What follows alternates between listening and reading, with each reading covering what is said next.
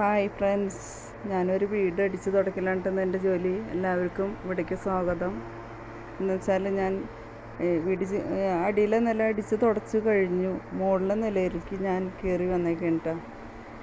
മുകളിലെ നിലയിലേക്ക് ഞാൻ കയറി വന്നു കഴിഞ്ഞപ്പോൾ അടിച്ച് വാരിക്കൊണ്ടിരിക്കാതെ ഒരു സംഭവം കണ്ടു. അത് നിങ്ങളുടെ ശ്രദ്ധയപ്പെടുത്താനാണ്. പാവം ഒരു പച്ചപ്പുൽച്ചാടി ഉണ്ടോ? പാവം ഒരു പച്ചപ്പുൽച്ചാടീനെ ഉറുമ്പുകൾ വലിച്ചഴിച്ച് കൊണ്ടുവീണ്. അതെങ്ങനെയോ ഇവിടെ വന്ന് പെട്ട്. അപ്പോൾ അതിനെ ഞാൻ സംരക്ഷിക്കാമെന്ന് കരുതിയട്ടാ. നിറച്ച് ഉറുമ്പുകളാണ്. ഉറുമ്പുകൾ ഇങ്ങനെ വന്ന് പെട്ടിട്ട് അതിന് അനങ്ങാൻ പറ്റാത്ത അവസ്ഥയാണ്. ചത്തിട്ടൊന്നുമില്ല കേട്ടാ. അത് ഈ പുൽച്ചാടി എന്ന് പറഞ്ഞാൽ നമുക്ക് നമ്മുടെ മേത്തൊക്കെ വന്നിരുന്നാൽ നമുക്ക് പണം വരുന്നൊക്കെയാണ് പറയണത്. അനുഭവങ്ങളും ഉണ്ടായിട്ടുണ്ട് കേട്ടോ. അതിപ്പോൾ ചാടി കയറി വന്ന ഏതെങ്കിലും തരത്തിൽ നമുക്ക് ഇത്തിരി പൈസയെങ്കിലും കിട്ടാറുണ്ട്.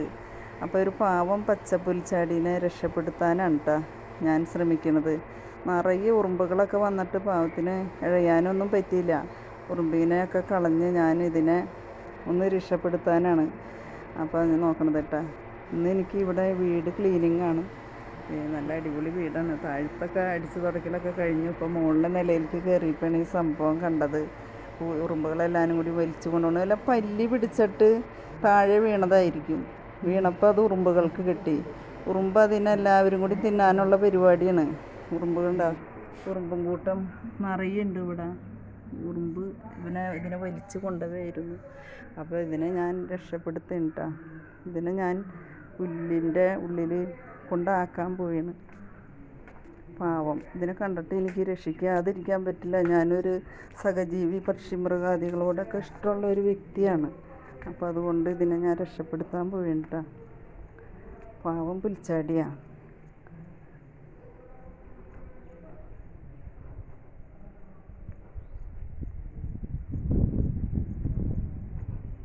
ഇതിനപ്പം ഞാൻ ഈ പുല്ലിലാക്കേണ്ട.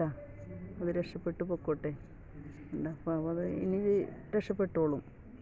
ചത്തിട്ടൊന്നുമില്ല, അത് ജീവനുണ്ട്. അപ്പോൾ ഈ വീഡിയോ ഇഷ്ടപ്പെട്ടാൽ എല്ലാവരും ലൈക്ക് ചെയ്യുക, സപ്പോർട്ട് ചെയ്യുക.